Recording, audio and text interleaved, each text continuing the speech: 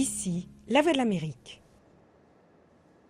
Jacques Aristide dans la capitale américaine, heureux de m'installer à vos côtés pour un nouveau numéro de Washington Forum. Coup de projecteur cette semaine sur la situation politique tendue en République démocratique du Congo, avec en ligne de mire les prochaines élections présidentielles et législatives. Après une semaine de fronde anti-Kabila, le gouvernement congolais a fait marche arrière sur un article litigieux de la nouvelle loi électorale. Mais ce revirement signifie-t-il la fin de la crise? Décryptage.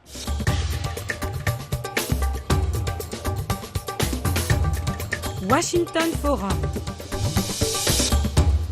Bienvenue et mille merci de votre fidélité à la VOA. Nous entendrons les différents sons de cloche dans le dossier congolais dans quelques petites minutes.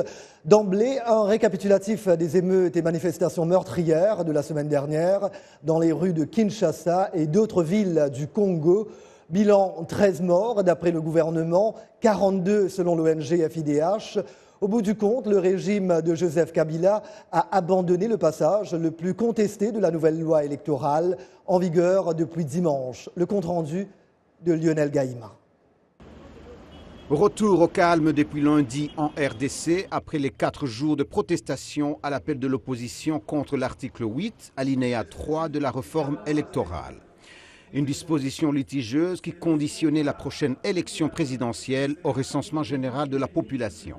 Pour les opposants, ce n'est qu'une manœuvre pour permettre au président Joseph Kabila, au pouvoir depuis 2001, de prolonger son mandat alors que la Constitution lui interdit de briguer un nouveau quinquennat. Mais volte-face dimanche, les députés ont voté la nouvelle loi électorale en enlevant le très controversé alinéa.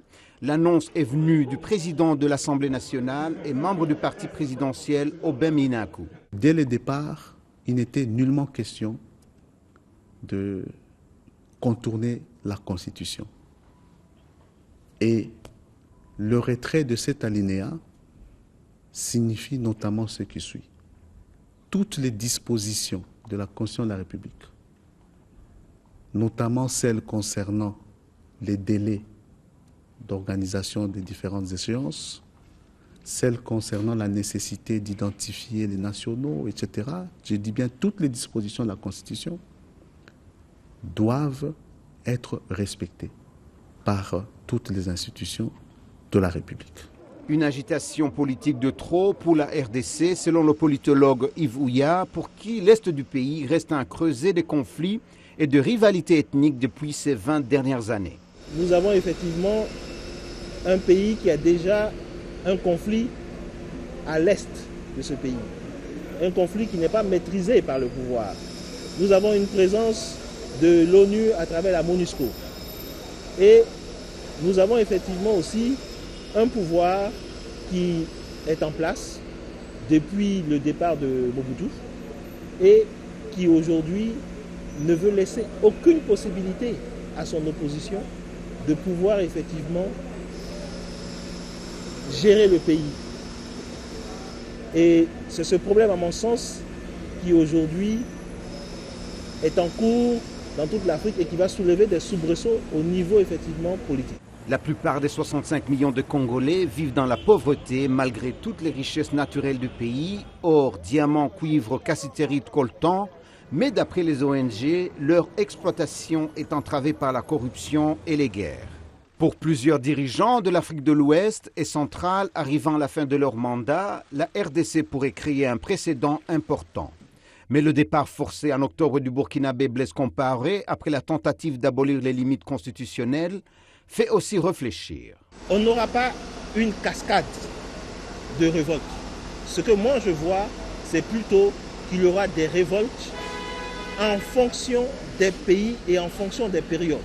Après les récents événements meurtriers en RDC, Washington et l'ONU ont réitéré leur appel au gouvernement de Kabila de tenir des scrutins présidentiels et législatifs dans les délais prévus.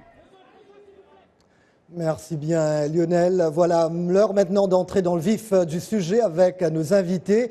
À Bruxelles, Nicole Toumba-Boatia, porte-parole en Belgique de Vital Kamerhe, président de l'Union pour la nation congolaise. L'UNC, un des plus importants partis d'opposition en RDC. Madame Boatia est également professeure de droit. Dans l'État américain du Massachusetts, Gilbert Okoko Kalonda, secrétaire national du Mouvement pour la solidarité, la démocratie et le développement, le MSDD de Christophe Latundula, député de la majorité présidentielle. Gilbert Kalonda qui nous rejoint via Skype de Boston. De la Brookings Institution, ici même à Washington, Michael O'Hanlon, directeur de recherche du programme de politique étrangère au sein de ce think tank américain. Gilbert Kalonda, évidemment avec moi sur ce plateau, un nouveau collègue de la VOA, Eddie Isangu.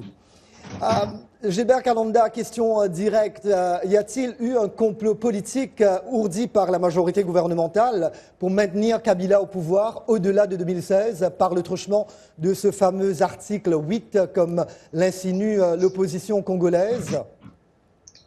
Merci Jacques et merci à toute l'équipe de VOA qui nous associe pour participer au débat de ce jour. D'entrée de jeu, laissez-moi d'abord saluer nos compatriotes, tous les Congolais de la majorité tout comme de l'opposition, qui ont tout fait dans les deux chambres, Assemblée nationale et Sénat, pour que nous puissions arriver à ces compromis, qui est la volonté exprimée par notre peuple à travers les revendications, mais aussi qui nous a interpellés pour que nous puissions ensemble respecter la Constitution congolaise, parce qu'aucune loi ne peut être au-dessus de loi de la République, de la Constitution qui est la loi fondamentale. Et par conséquent, nous nous réjouissons de l'accalmie qui est arrivée à Kinshasa, mais aussi nous profitons aussi de l'occasion pour présenter nos condoléances à toutes les familles qui ont perdu les leurs pour que en fait la démocratie émerge dans notre pays. À ces gens-là, nous leur disons nos condoléances les plus sincères. Et nous disons encore une fois que plus jamais ça, à la République démocratique du Congo, nous avons fait couler beaucoup de sang. Je comprends parfaitement, plus jamais ça. Effectivement, ouais. Je comprends. Vous savez, cette émission va passer très vite, donc alors je vous demanderai de répondre vraiment très rapidement. Alors, la question que je vous ai posée, est-ce que c'était une manœuvre au départ de la part du pouvoir en place?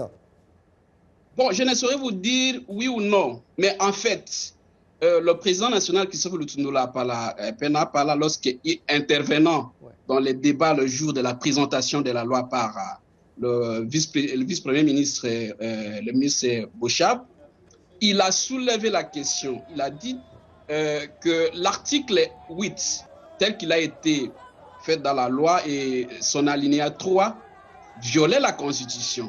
Et par conséquent, cet article pose problème des consensus national.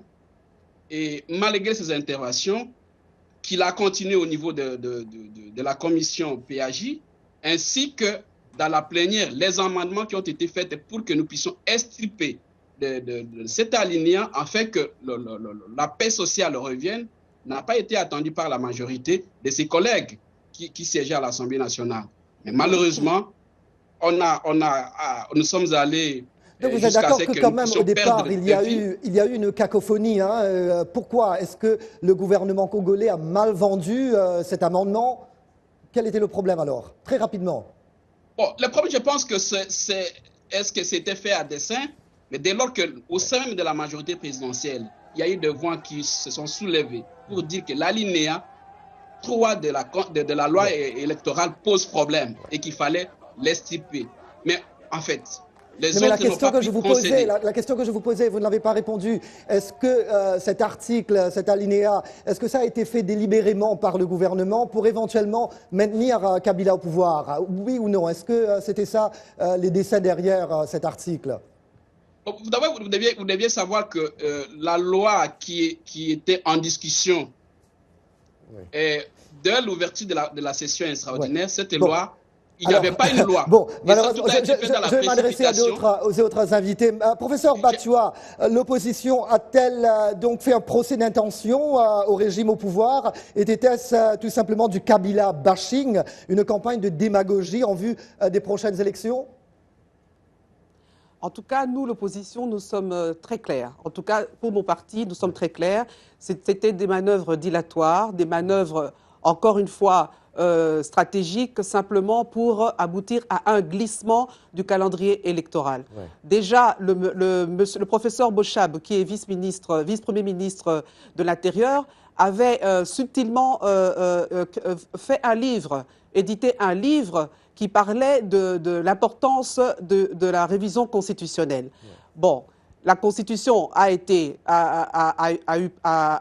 promulguée depuis 2006 en son alinéa 220, article 220, où il est prévu que M. Kabila doit faire 2 mandats. Ouais. Voilà que le peuple s'est levé avec l'opposition pour dire non à cet article 220.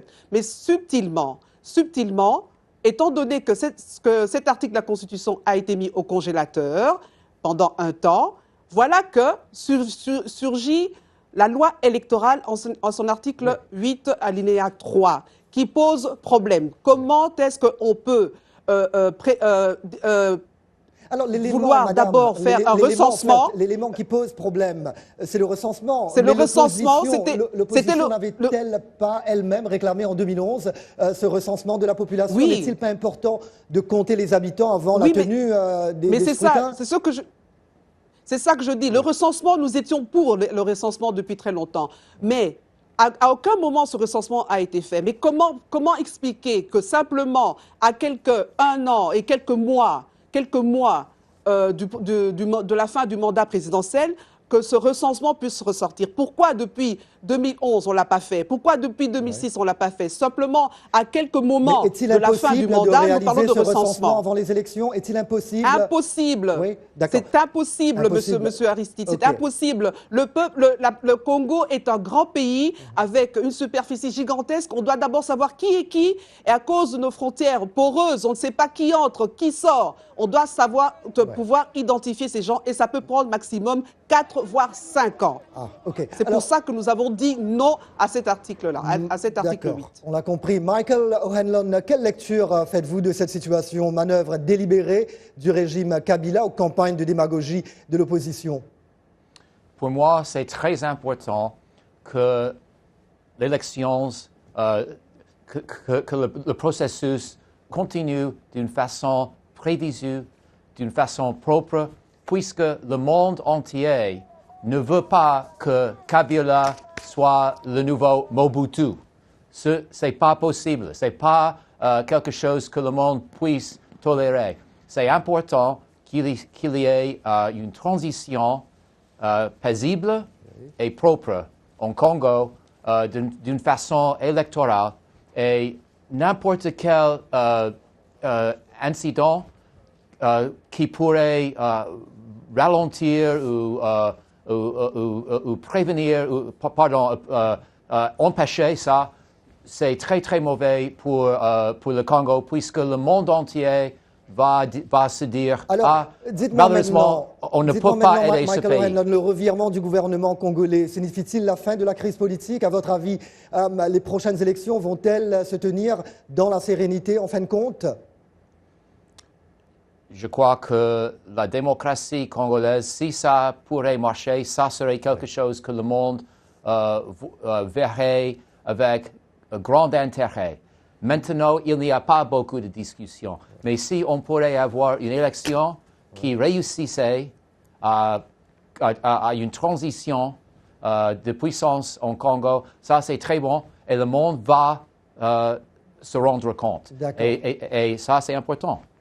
Alors Eddy, dites-nous, quelles sont les lacunes que vient combler cette nouvelle loi électorale? Quelles en sont les nouveautés?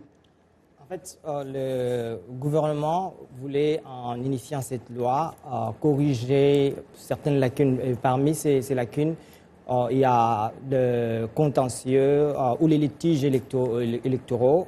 On n'a jamais organisé des élections au niveau de la base. Donc, selon le gouvernement, la principale raison de cette loi, l'une des principales raisons était de pouvoir permettre aux Congolais de voter au niveau de la base, donc au niveau de chefferie, au niveau de... Donc c'est ça, mais aussi de permettre par exemple aux Congolais qui sont à l'étranger de voter aussi. Ouais. Donc il y avait beaucoup d'autres choses que la loi passée n'avait pas permis de réaliser.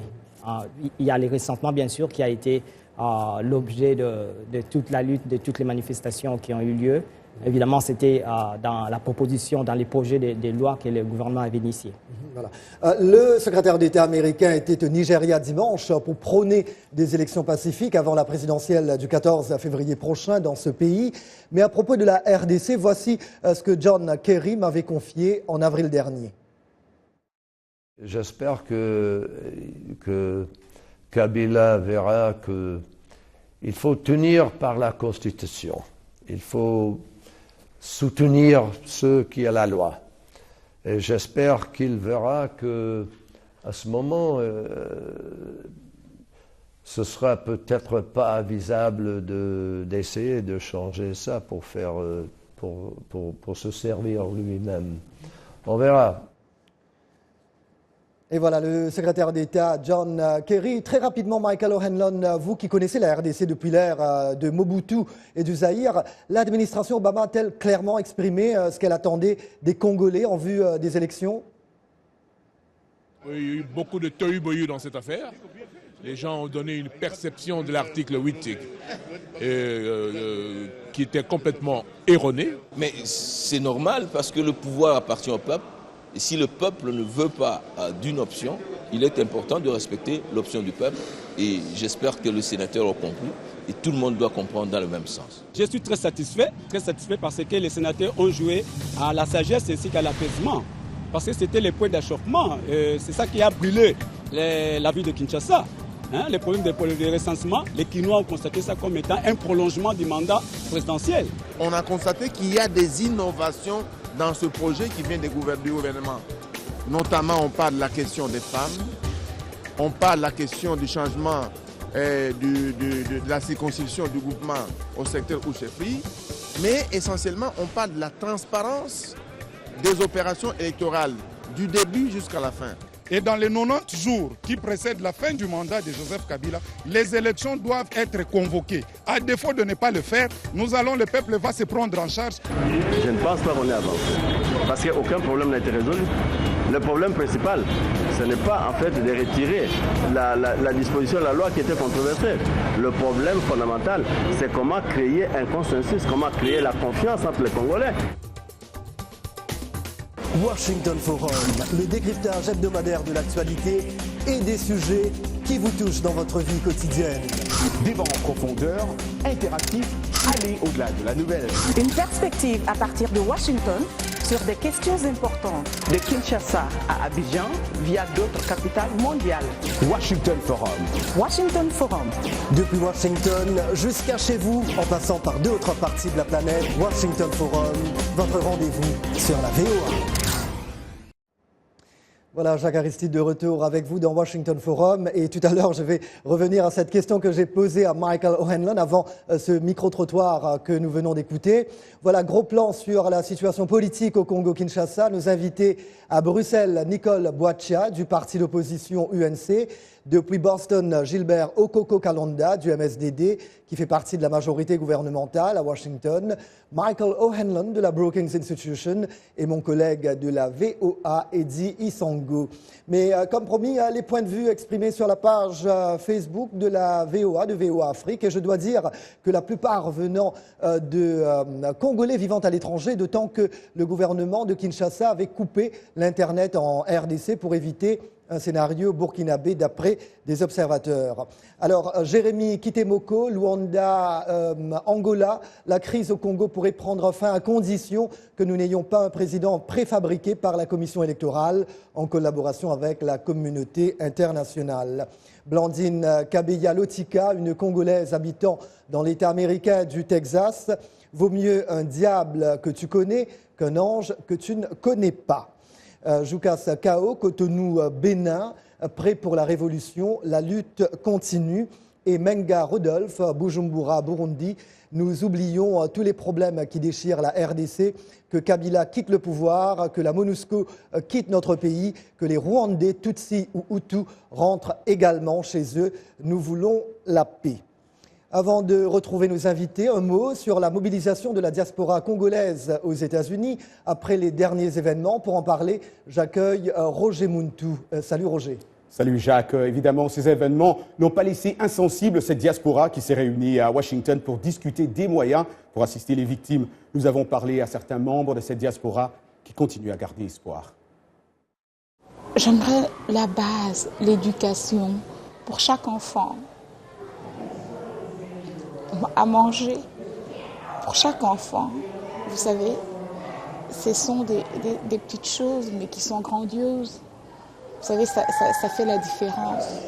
Ce qui se passe au Congo nous touche au plus profond, parce que c'est la diaspora qui est en train de soutenir toutes les familles, et cette diaspora se prive de beaucoup de choses pour subvenir aux besoins des familles qui sont restées. Alors que c'est notre pays qui devait faire de nous ce que nous devrions être dans cette diaspora, une fierté, des agents de changement. Les Congolais de la diaspora se sont réunis, la diaspora américaine, région de Washington DC, se sont réunis pour discuter et voir comment est-ce que nous pouvons venir en aide à nos compatriotes qui ont été blessés, ceux qui ont été tués, pour apporter un temps peu soit-il une petite assistance pour les aider. Ils sont venus de plusieurs États américains pour discuter des moyens de venir en aide à leurs concitoyens. Se sont-ils bien organisés? Gary Ouellet nous en dit plus. Absolument, oui. Il y a une organisation qui a déjà été mise en place. Il y a un compte bancaire qui a été ouvert pour le besoin de la cause. Les manifestations des lundis contre la nouvelle loi électorale ont fait des morts et des blessés. D'après ces Congolais, un jeune de 17 ans nommé Gabi avait succombé. Sur les réseaux sociaux congolais, on pouvait lire « Je suis Gabi », comme dans le slogan créé par Joachim Rossin, un graphiste français, dans les heures suivant l'attentat contre le journal Charlie Hebdo en soutien aux victimes. Gabi, c'est l'héros national. C'est la première personne qui est succombée au moment des événements qui viennent de se passer au pays. Et c'est de là que je dis, je suis Gabi. Jacques, cette diaspora congolaise des États-Unis a exprimé sa déception pour la situation actuelle en RDC. Ses membres nous ont aussi dit que si M. Kabila se représente en 2016 aux élections, il y aura sans doute d'autres morts. Ce que les Congolais ne souhaitent pas évidemment. Roger, merci bien. Avant d'aller plus loin, Michael O'Hanlon, si vous pouvez répondre à cette question que j'ai posée tout à l'heure à propos de l'administration Obama. Est-ce que cette administration a été limpide en ce qui concerne la situation en RDC? Moi, je dirais que l'administration Obama est préoccupée par les crises dans le Moyen-Orient et dans la Russie, ainsi de suite. Et donc, je dirais que la RDC, ce n'est pas une question importante, comme vous avez dit il y a 10 minutes peut-être. Mais quand même, je dirais que si on pourrait avoir une histoire qui réussit, un pays qui réussit dans le cœur de l'Afrique, ça serait quelque chose. Et ça pourrait commencer à devenir une histoire positive. Et à ce point-là, c'est possible que l'administration va souligner ce cas plus que l'administration va le faire maintenant. Alors justement, voyons ce qui peut attendre la RDC d'ici à l'année prochaine. Gilbert Kalonda, l'actuelle majorité se prépare-t-elle à l'après-Kabila? En fait, c'est tout à fait démocratique. Oui. Nous sommes une majorité, nous avons un projet de société, nous avons tout ce qu'il faut pour que le Congo continue à suivre notre politique. Mais la question essentielle que nous, au MSD, nous soulevons, c'est d'abord le processus électoral en question. Est-ce que, bien que la loi a été votée, il reste maintenant la réforme des règles qui régissent les contentieux électoraux. Vous vous rappelez que depuis 2006 à 2011, nous avions eu des élections qui ont été émaillées de beaucoup d'irrégularités. Ouais. Et donc, même si nous sommes de la majorité, nous n'avons pas honte de le dire. Au sein du MSD, nous discutons de ces questions. Donc, si nous voulons réellement une alternance démocratique, si nous voulons réellement que le Congo, j'ai bien suivi mon co-débatteur qui est là, qui dit que les Américains ne sont pas trop intéressés. Mais est-ce que le Congo instable peut-il faire en sorte que l'Afrique soit développée, surtout l'Afrique centrale? Nous ne pouvons pas souhaiter ça. Nous devions ensemble, et les institutions nationales et les institutions internationales, travailler de commun accord pour que le Congo soit un pays fort, un pays démocratique, un pays où le développement peut faire en sorte que les autres pays de la région des Grands Lacs puissent bénéficier. On ne pourra pas aller plus loin là-dedans. Donc, je vais m'adresser maintenant, professeur Boacha, hormis les Tshisekedi et les Kaméré, y aura-t-il également un vent nouveau pour convaincre la majorité des électeurs en RDC? En tout cas, oui, il faudrait qu'il y ait un vent nouveau, c'est-à-dire que du côté de l'opposition, je veux dire, électeurs... évidemment. Du côté de l'opposition. Oui, oui, bien sûr. L'opposition, de toute façon, est unie autour de cette grande problématique qu'est le mandat électoral. Nulle part dans l'histoire du Congo, on a eu une unité sans pareille des opposants. Nous sommes très fiers de cela. Nous avons mis de côté tous nos égos, égoïstiques et égoïstes, pour pouvoir ensemble dire non à cette loi scélérate. C'est fait. Nous sommes contents. Les élections, si tout se passe bien, auront lieu l'année prochaine. Alors, y a-t-il un candidat que les partis d'opposition pourraient soutenir et qui pourrait proposer un manifeste électoral fédérateur? Mais bien sûr, il y aura un candidat, mais tout ça se fait autour d'un consensus, autour d'un débat, autour d'une convention que l'opposition fera ensemble pour que la meilleure personne qui soit en meilleure position, qui pourra mieux fédérer, c'est celle-là qu'on pourra présenter. Monsieur Kaméré, pour vous, ce sera qui Monsieur Kaméré peut être un candidat comme parmi tant d'autres, tout simplement. C'est comme ça que je peux vous répondre. Voilà. Mais c'est une grosse pointure, tout comme d'autres le sont aussi. On verra qui sera le meilleur. Michael O'Hanlon, pensez-vous que les électeurs au Congo-Kinshasa, aussi bien qu'ailleurs en Afrique du reste, ont le devoir également de mettre fin au culte de la personnalité et d'élire des dirigeants sur la base de vrais programmes d'action? Je crois que la personnalité est très importante, mais c'est également une occasion pour le peuple congolais de se réunir. Je crois que c'est très important que la personne qui gagne présente un programme qui est unifiant, qui est pour le peuple congolais en général. Et ça n'a pas été l'histoire du Congo, de la République démocratique du Mais Congo. vous avez vu la situation au Burkina Faso, hein? Donc est-ce qu'éventuellement ça pourrait faire effet boule de neige très rapidement? Oui, c'est ça. Et donc, c'est très important que le processus soit unifiant et que le programme soit pour le peuple entier. Alors, Eddy, très rapidement, si tout se passe comme prévu, quelles sont les dates à retenir dans le calendrier électoral?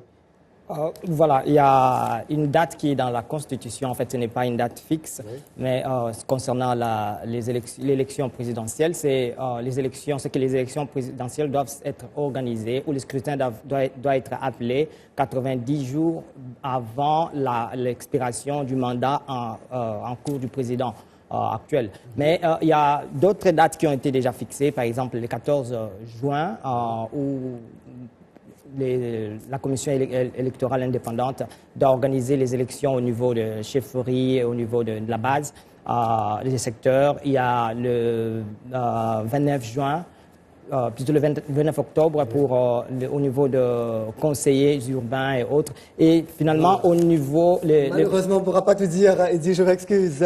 Mille merci à nos invités. Nicole Toumba Boacha du parti UNC, Gilbert Okoko Kalonda du MSDD, Michael O'Hanlon de la Brookings Institution et mon collègue Eddy Sango. Un petit clin d'œil à B1 TV, notre télépartenaire à Kinshasa. Et bien évidemment, merci à vous, chers amis de la VOA, partout où vous êtes. Merci de nous avoir accueillis chez vous encore une fois cette semaine. C'était Jacques Aristide à Washington. Je vous dis à très bientôt. Take care.